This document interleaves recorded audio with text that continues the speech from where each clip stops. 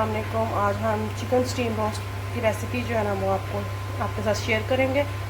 मैंने चिकन को साफ़ करके कट्स लगा दिए हैं। ये मसाला रेडी किया, इसमें मैंने लहसुन अदरक सब्ज़ मिर्च पीस के वो डाली है।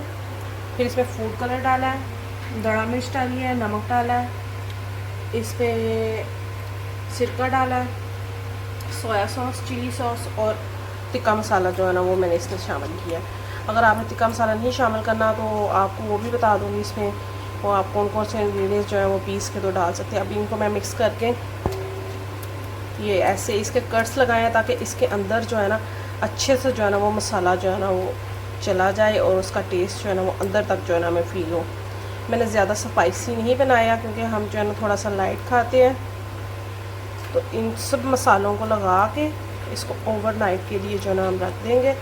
अगर आपके पास टाइम नहीं तो फिर कम से कम 3 से 4 घंटे जो है ना आप इसको जो है ना ऐसे ही जो मसाला लगा के तो फ्रिज में रख दें।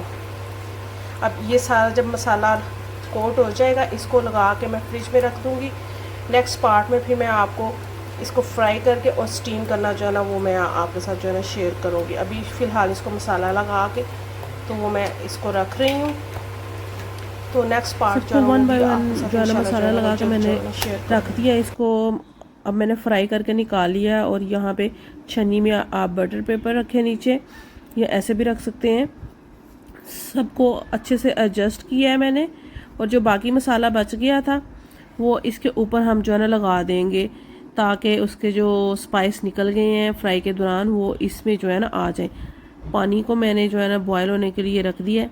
जैसे पानी बॉयल होगा, यहाँ पे देखें पानी उबलने वाला है सिर्फ। अभी ये 10 से 15 मिनट तक उबल जाएगा। फिर इसमें हम छन्नी को रख देंगे। पानी हमारा जो है ना वो बॉयल होना शुरू हो गया।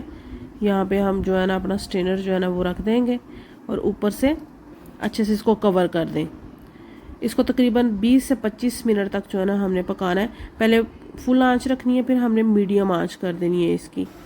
और देखिए ये माशाल्लाह कितना ये टेंडर हो गया है। इसकी फाइनल लुक अब आपको दिखाते हैं। ये देखिए माशाल्लाह बहुत ही यमी मज़े, माशाल्लाह बहुत जूसी बना है। आप इसको नान के साथ खाएं या चावलों के साथ खाएं, ये आपकी चॉइस है।